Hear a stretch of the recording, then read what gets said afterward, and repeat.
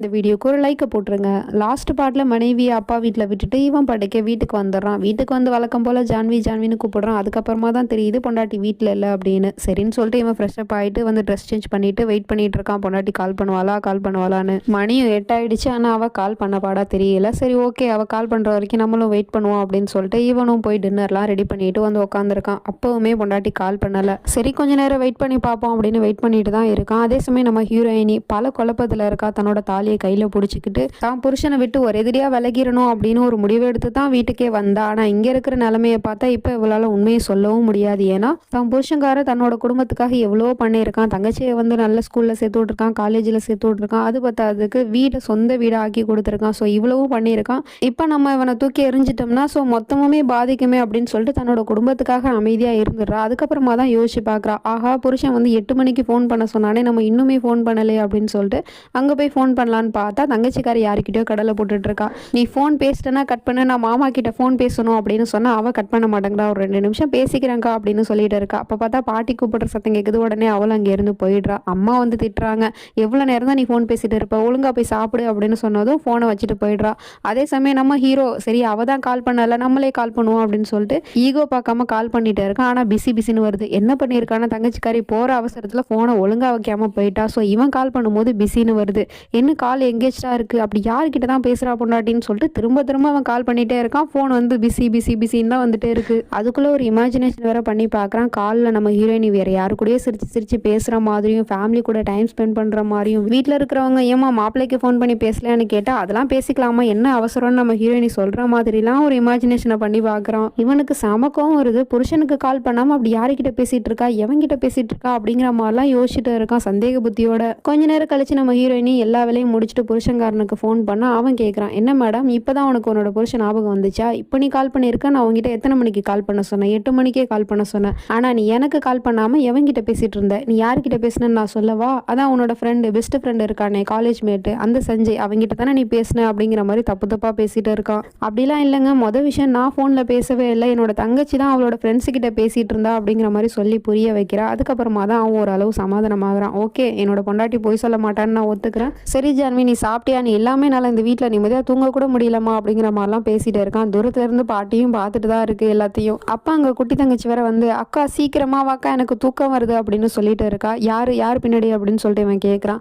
தங்கச்சி தாங்க, அவளுக்கு தாலாட்டு பாடணுமா, தாலாட்டு பாடினாதான் அவள் தூங்குவா அப்படின்னு சொல்லிட்டு இருக்கா. அப்படியா, சரி ஓகே, உன்னோட தங்கச்சிக்கு நீ தாலாட்டு பாடு, அப்படியே நீ எனக்கும் தாலாட்டு பாடு அப்படின்னு சொல்லிட்டு இருக்கான். சரின்னு ரூம்ல தங்கச்சியை தூங்க வச்சுக்கிட்டு அப்படியே அவள் தாலாட்டு பாடிட்டு இருக்கான். ஆனால் அவன் சொல்றான், இந்த பாட்டு என்ன இது கேவலமா இருக்கு, நீ நம்மளோட ஃபேவரட்டான சாங்கை பாடு, அதுதான் நல்லா இருக்கும், அதுதான் எனக்கு பிடிச்ச தாலாட்டு அப்படின்னு சொல்றான். சரின்னா அவளும் வேற வழியே இல்லாம பாடிட்டு இருக்கா. இவன் அதை காதுல வச்சுட்டு கேட்டு தூங்க வேண்டியதானே. அதை விட்டுட்டு என்ன ஜான்வி நீ ஒரே லைனே திருப்பி பாடிட்டு இருக்க, அதுவும் தப்பா வேற பாடுற, கரெக்டா பாடுமா அப்படிங்கிற மாதிரி கரப்ஷன்லாம் வேற பண்ணிட்டு இருக்கான். அவளுக்கு தூக்கம் வேற சொக்குது. இருந்தாலும் இவன் பண்ற கொடுமையெல்லாம் தாங்கிக்கிட்டு பாடிக்கிட்டு தான் இருக்கா. அப்புறம் கொஞ்ச நேரத்துல அப்படியே பாட்டு பாடிட்டே நம்ம ஹீரோயினி தூங்கிடுறா. இவன் தூங்கட்டும்னு விடாம ஜான்வின்னு சொல்லிட்டு வேகமா கத்துறான். உடனே அந்த சவுண்டு கேட்டு பதறி அடிச்சுட்டு இவ எழுந்திருக்கிறா. சொல்லுங்க அப்படின்னு சொல்லிட்டு இருக்கா.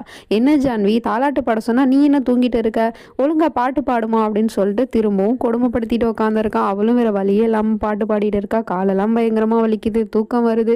சரி ஓகே, தொண்டை வறண்டு போயிடுச்சு, தண்ணி குடிக்கலாம் அப்படின்னு சொல்லிட்டு தண்ணி குடிச்சிட்டு இருக்கா. ஆனா அந்த கேப்ல கூட பாட்டு ஏன் மிஸ் ஆகுது, நீ பாட்டு பாடு அப்படின்னு சொல்லிட்டு கத்துறான். உடனே அவ தண்ணி டம்ளரை கீழே போட்டுட்டு அழுதுகிட்டே அப்படியே தாலாட்டு பாடிட்டு இருக்கா. அவனும் காதுல போனை வச்சுட்டு ஹாப்பியா கேட்டுட்டு இருக்கான். ஒரு கட்டத்துக்கு மேல தூங்கிட்டான் போல. நம்ம ஹீரோயினி செக் பண்ணி பாக்குறா. விராஜ்னு கூப்பிடுறா. அவன் காதுல வாங்கல. சரி புருஷன் தூங்கிட்டான் போல அப்படின்னு சொல்லிட்டு போனை கட் பண்ணிட்டு இவ அழுகையா தாங்க முடியல. இப்படிலாம் நம்மளை கொடுமைப்படுத்துறானே அப்படின்னு சொல்லிட்டு வாயை பொத்திக்கிட்டு அழுதுட்டு இருக்கா. கொஞ்சம் சத்தமா அழுதாலும் வீட்டுல இருக்கிறவங்க என்னாச்சுன்னு கேட்பாங்களே அப்படின்னு சொல்லிட்டு அப்புறம் அப்படியே தூங்கிடுறா. காலங்காத்தாலே நம்ம ஹீரோயினி நல்லா தூங்கிட்டு இருக்கா. அப்ப பார்த்தா ஹீரோயினி நைட்டெல்லாம் பாட்டு பாடிட்டு இருந்தால அதே பாட்டு இப்போ பின்னாடி பேக்ரவுண்ட்ல கேட்டுட்டு இருக்கு. அந்த பாட்டு சத்தம் கேட்டு நம்ம ஹீரோயினி எழுந்திரிச்சு பாக்குறா. புருஷங்காரன் தான் வந்து நிக்கிறான். என்ன இவன் காலங்காத்தாலே வந்திருக்கானே அப்படின்னு நம்ம ஹீரோயினி பயந்து போயிருக்கா. ஏன்னா நைட்டு ஃபுல்லா தூங்க விடாம தொந்தரவு பண்ணா, இப்ப காலங்காத்தாலே வந்து ஷாக் கொடுக்குறானே அப்படிங்கிற மாதிரி பார்த்துட்டு இருக்கான். ஆனா அவன் வந்தது மட்டும் இல்லாம நம்ம ஹீரோயினிக்காக பிரேக்ஃபாஸ்ட் காஃபி எல்லாம் போட்டு ரெடியா எடுத்துட்டு வந்திருக்கான். என்னால நீ இல்லாம அந்த வீட்டுல இருக்கவே முடியல ஜான்வி, அதான் காலங்காத்தாலே வந்துட்டேன் அப்படின்னு சொல்லிட்டு காஃபியை ஊத்தி பொண்டாட்டிக்கு கொடுத்தா. அப்போ வந்து பாட்டி கூப்பிடுற சத்தம் கேக்குது. பூஜைக்கு வாமா, லேட் ஆயிடுச்சு அப்படின்னு சொல்லிட்டு இதோ வரம் பாட்டி அப்படின்னு சொல்லிட்டு எழுந்திரிச்சு போறா. ஆனா புருஷன்கிட்ட கேட்கணும்ல, நான் போவாங்க அப்படின்னு சொல்லிட்டு கேட்டா அவனும் ஊன்னு சொல்றான். சரின்னு சொல்லிட்டு நம்ம ஹீரோயினி குளிச்சு கிழிச்சிட்டு ரெடி ஆகி பூஜை பண்ணலாம் அப்படின்னு சொல்லிட்டு ஆர்த்தி தட்டை எடுத்துட்டு வரா. ஆனால் அவன் ஸ்டாப் பண்ணி நம்ம ஹீரோயின் கிட்ட ஒரு கொஸ்டினை கேட்குறான். சரி நீ எங்கம்மா போகிற அப்படின்னு சொல்லிட்டு கேட்டால், நான் பூஜை பண்ண போகிறேங்க கடவுளுக்கு அப்படின்னு சொல்கிறா.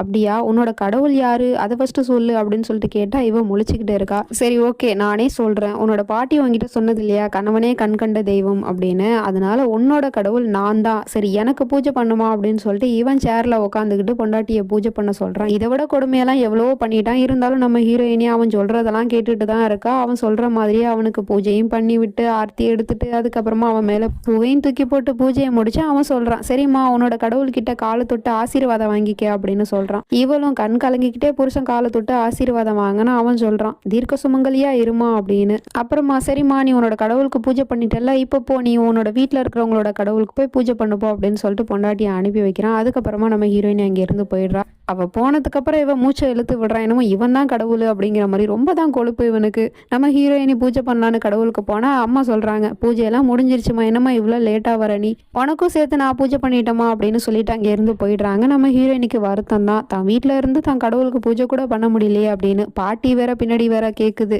என்னம்மா நீ நல்லா இருக்கல்ல, உனக்கு என்னதான் பிரச்சனை, இந்த பாட்டிக்கிட்ட எல்லாத்தையும் நீ ஓப்பனாக சொல்லுமா அப்படின்னு சொல்லிட்டு கேட்குது. அவளும் எப்போதும் போல சொல்லி சமாளிக்கிறா, அதெல்லாம் எனக்கு ஒரு பிரச்சனையும் இல்லை பாட்டி, நான் நல்லா தான் இருக்கேன், ஏன் அப்படி கேட்குறீங்க அப்படின்னு சொல்லிட்டு பேசிட்டு இருக்கும் போதே பார்த்தா பின்னாடி வந்து ஃப்ரெண்டுக்காரன் வந்து ஒரு வக்கீலை கூப்பிட்டுட்டு வரான். அவனை பார்த்ததுமே நம்ம ஹீரோயினி தெரிச்சு அங்கேருந்து ஓடுறா. இவன் இருக்கும்போது நம்ம அந்த இடத்துல இருக்கக்கூடாது அப்படின்னு சொல்லிட்டு. ஆனால் புருஷங்கார ரூம் வாசலே நின்றுக்கிட்டு, நீ எங்கே இவ்வளோ வேகமாக ஓடிக்கிட்டே இருக்கா, யார் வந்திருக்கான்னு போய் பார்க்கலாம் அப்படின்னு சொல்லிட்டு பொண்டாட்டி கையை பிடிச்சி அழைச்சிட்டு போகிறான். அங்கே போய் பார்த்தா ஃப்ரெண்டுக்காரன். அவனை பார்த்ததுமே அவனுக்கு கோவம் தான் வருது, எதுக்காக வந்திருக்கான் அப்படின்னு சொல்லிட்டு பார்த்தா கூட்டிகிட்டு வந்த வக்கீல எல்லாருக்கிட்டையும் அறிமுகப்படுத்திட்டு, இப்போ வந்து நம்மளோட அப்பா மேலே ஒரு கேஸ் இருக்குது, அவர் பணத்தை திருடிட்டாரு அப்படின்னு சொல்லிட்டு. அது எங்கேருந்து திருடிட்டாருன்னா அவர் வேலை பார்த்த கம்பெனிலே திருடிட்டாரு அப்படின்னு சொல்லிட்டு தான் கேஸை போட்டிருக்காங்க. ஸோ அதனால அவங்க எப்படி உங்க மேலே கேஸை போட்டாங்களோ அதே மாதிரி நீங்களும் அந்த கம்பெனி மேலே கேஸை போடணும், மானன ஸ்டேடு கேஸு கொடுக்கணும் அப்படிங்கிற மாதிரி சொல்லிட்டு இருக்கு. ஆனால் இதுக்கு வந்து ஹீரோயினோட அப்பா ஒத்துக்க மாட்டேங்கிறாரு. நான் கொடுக்க மாட்டேன், என்னதான் இருந்தாலும் அந்த கம்பெனியில் நான் பல வருஷமாக வேலை பார்த்துருக்கேன், எனக்கு இத்தனை வருஷமாக சோறு போட்ட கம்பெனி மேலே நான் கேஸை கொடுக்க மாட்டேன் அப்படிங்கிற மாதிரி சொல்லிடுறாரு. ஆனால் இவன் வந்து எவ்வளவோ சொல்லி பார்க்குறான், ஆனால் அவர் புரிஞ்சுக்கிற மாதிரியே தெரியல. உடனே ஜான்வி பேரை கூப்பிட்டு, ஜான்வி நீயாவது சொல்லி உன் அப்பாவுக்கு புரிய வை அப்படின்னு சொன்னதுமே இவனுக்கு சமக்கம் வருது. என்ன ஜான்வி அமைதியா இருக்க, நீயே என்ன புரிஞ்சுக்கலன்னா வேற யார் ஜான்வி என்ன புரிஞ்சுப்பா அப்படிங்கிற மாதிரி பேசுறான். இதை கேட்டதுமே புருஷங்காரனுக்கு கோவம் வருது. அவன் கோவத்தை பார்த்ததுமே இவளும் சொல்றா, இங்க பாரு சஞ்சய், இது எங்களோட குடும்ப விஷயம், இதுல நீ தலையிடாத அப்படின்னு சொல்லிட்டு அவன் இங்க இருந்து போயிடுறா. அவ போன அடுத்த செகண்டே பார்த்தா, நீங்க ஏதோ வெயிட் பண்ணுங்க நான் வந்துடுறேன் அப்படின்னு சொல்லிட்டு பின்னாடியே போயிட்டு இருக்கான். நம்ம ஹீரோயின் வேற ரூமுக்கு வந்து யோசிச்சுட்டு இருக்கா. அவன் சொன்னான்ல, நீயே என்ன புரிஞ்சுக்கலன்னா வேற யார் தான் என்ன புரிஞ்சுப்பா அப்படின்னு. அதை நினைச்சு நம்ம ஹீரோயினி ரொம்ப பயந்து போயிட்டு இருக்கா. இப்படிலாம் அவன் சொன்னானே, அதனால நம்ம புருஷன் நம்ம மேல ஏதாவது கோவப்பட்டாருன்னா என்ன பண்றது அப்படிங்கிற மாதிரி யோசிச்சுட்டு இருக்கா. அதே மாதிரியே பின்னாடியே அவனும் வந்து நிக்கிறான், கோவத்தோட பார்த்துட்டு இருக்கான் பொண்டாட்டிய. என்ன பண்ண போறான் ஏது பண்ண போறான்னு தெரியல, வெயிட் பண்ணி தான் பார்க்கணும். நெக்ஸ்ட் என்ன நடந்துச்சுன்னா அடுத்த பாட்டில் பார்த்து தெரிஞ்சுப்போம். அது வரைக்கும் பை ஃப்ரெண்ட்ஸ்.